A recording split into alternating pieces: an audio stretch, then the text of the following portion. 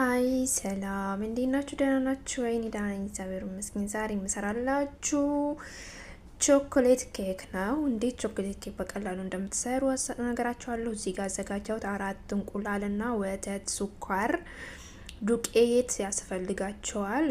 ሁሉንም ነገራችኋለሁ። እዚህ ጋር ስኳሩንና እንቁላሉን አንድ ላይ ልፈጨው ነው። 4 እንቁላል ነው ያረኩት እና ግማሽ ኩባያ ስኳር ነው። ከዛ ግማሽ ኩባያ ወተት፣ ግማሽ ኩባያ ዱቄት ይሄ ነው። ከዛ ኩባያ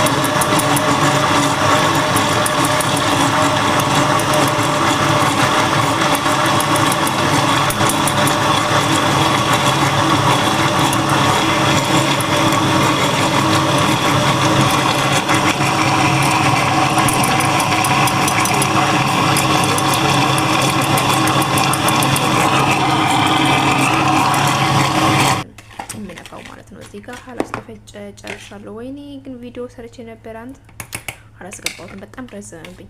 ብቻ ተፈጨ። ከዛ እዚህ ጋር ከማሽኑ ታውጡትና እንደዚህ ዱቄት አትፈጩ፣ እንዳትፈጩ አደራ። ዱቄት በቃ ከላይ ወሬ ያረጋችሁ የተነፋ ዱቄት ነፍቼው ነበረ፣ ቅድም አዘጋጅቼ ነበረ። እንደዚህ መጨረሻ ላይ እንደዚህ ጨመርኩና እንትን ሎክሻለሁ 5 ደቂቃ በፊት ሎክሻለሁ። ይሄ ኤርፍራይል ነው ምን እንደሚባል አላውቅም። ብቻ ለማንኛውም እዚህ እንትኑ ኬክ የምጨምርበት ከ5 ደቂቃ በፊት አሙቄው ነበረና 200 ዲግሪ ላይ አረጌ ለ40 ደቂቃ ኬኩን አበስለዋለሁ ማለት ነው። እዚህ ጋር ከሰባ ነው ያደረኩት 200 ነው ያደረኩት። ከዛ እዚህ ጋር እንትኑ ከላይ ኬኩ ከወጣ በኋላ ማደርገውን ነገር በደንብ አላሳያችሁም፣ በጣም ቪዲዮ ስለረዘመብኝ። እዚህ ቂሽታና ይሄ ሀሊብ ስኳር ሀሊብ ስሙን አላውቀውም፣ ብቻ ለማንኛውም እሱን አድርጌ አዘጋጀው ማለት ነው። ካካው እዚህ ጋር ይሄን ማለት ነው። ይሄን ነገርና በወተት አቀጥኜ እንደዚህ ያዘጋጀውት ኬኪ ሲወጣ ይሄን መሰለ ፍርክስክስክስ ያለ ኬክ ኮርኖፍሌክስ መታለው። ምክንያቱም ካካው ቾኮሌት አዘጋጅቼ ነበረ። ከቾኮሌትና ኮርኖፍሌክሱ እንደባለቄ አናቱሪ ያደርገዋለሁ። ኬኩ አናቱሪ ማለት ነው። ክሬሙ ትሰራለች።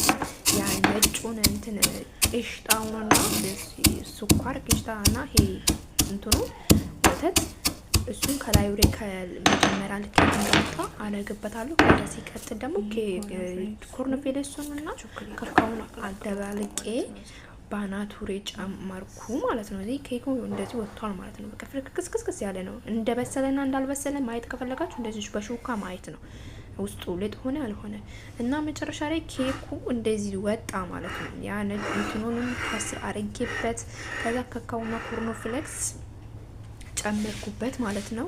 በጣም ቆንጆ ኬክ ነው።